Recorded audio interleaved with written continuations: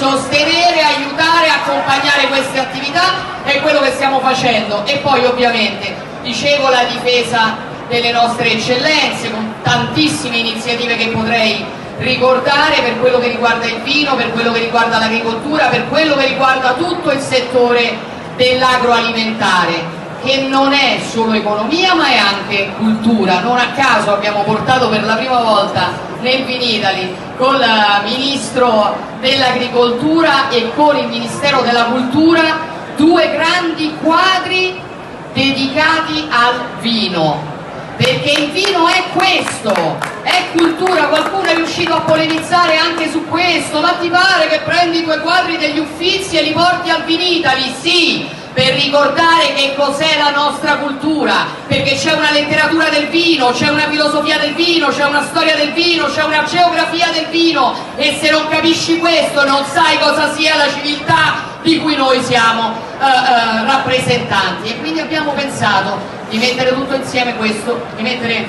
insieme tutto questo per ricordarlo. Ma io voglio soprattutto ringraziare, e chiudo, ovviamente tutti i produttori, le aziende, i lavoratori e persone che con entusiasmo e con molte difficoltà non hanno mai smesso di credere in quello che facevano e ci aiutano a rendere l'Italia sempre più centrale, credibile e apprezzata, forse perfino invidiata nel mondo.